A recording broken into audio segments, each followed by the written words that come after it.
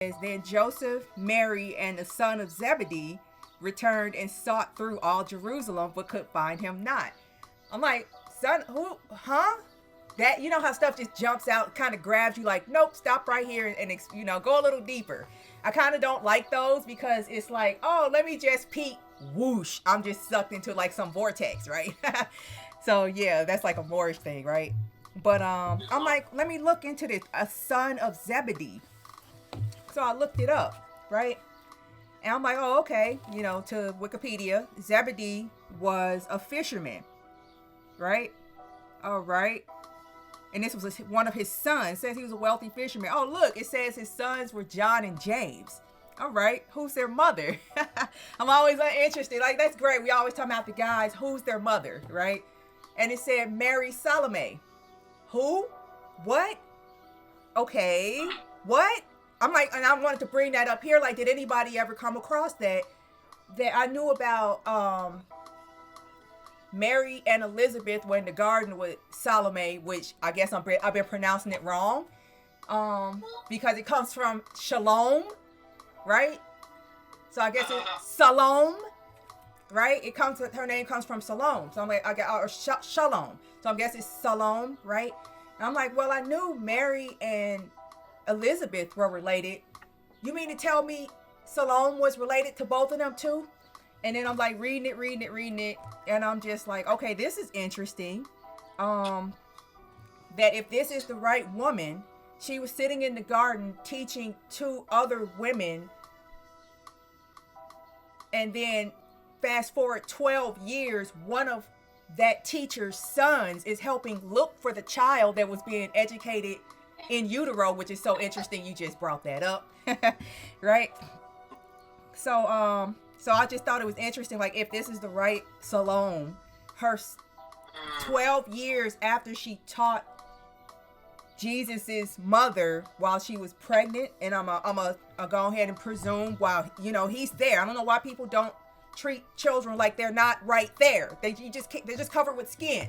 They're right there, right? I'm like, okay, let me look a little deeper. And then it said, well, they think, I'm looking at Wikipedia, they're like, yeah, they think that she was at Jesus' crucifixion as one of the three women that were present. It was Mary, his mother, Mary Magdalene, who was probably his wife, right, supposedly, and then the third woman, who was said to be Jesus's aunt, or the sister of Jesus's mother. So I guess his aunt, right? I'm like, that's interesting and something to look into, but that would be kind of interesting that here's this woman. I don't know if y'all are familiar with, and they also said that she was, if that was his aunt, it was probably likely that she was also his, or Mary's midwife. I'm like, that would be perfect. They go that circle again, because I don't know if y'all know about this. Midwives are not only responsible for bringing you into the world, they're responsible for helping you leave the world as well. They're the original hospice workers. So check that out. There's this woman, Salome, sitting in the garden with this man before he was born. And then she was there when he died, and she went back as one of the women carrying the myrrh to help prepare his body after the 3 days. And yeah, I'm like, well, this is interesting. All I wanted to do was read chapter 5, right? Right? And then yeah, I just was like, yeah, let me give them more something to think about, because I know I have to look deeper into this, right? And yeah. And it just led, the lesson I took, or increase I took from it, was how interconnected people and events actually are, right? Even if this wasn't his aunt, right? It's really interesting that this woman sat in the garden. Speaking as Jesus, she sat in the garden with your mom and taught her while you were in utero. And then supposedly she was present, or actually, let me not skip this part. Her son helped to look for you. Oh, and that's the other thing. I'm wondering if that really was his aunt, because verse 4 said Joseph, Mary, and the son of Zebedee went looking for Jesus. But right before that, in verse 3, it says they sought among their nearest kinsmen, right?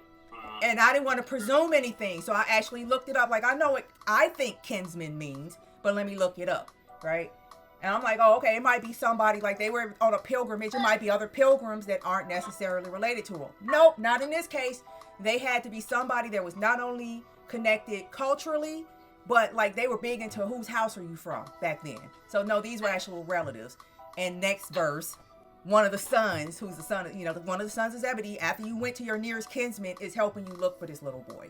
And then fast forward another 18 years, and there's Salome, the mother of the guy who helped look for you.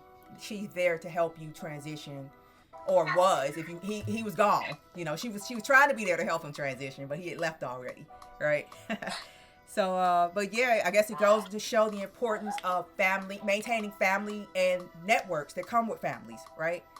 And it also speaks to how much has been hidden, right? I never heard this, right? And I'm just like, well, I thought I knew the Bible pretty well, but and the Quran, I never noticed that though. But I'm glad, Islam to the Grand Sheikh for reminding me. It's like, yeah, you got to speak tomorrow. Oh, okay, let me make sure I'm ready.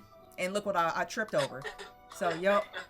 But that's all I got, Islam. Yeah, son, let me know what y'all come up with, because I just found that like today. So I'm not done. But Islam, and I yield. Peace, y'all. Islam. Peace and love. Mysteries of the Quran.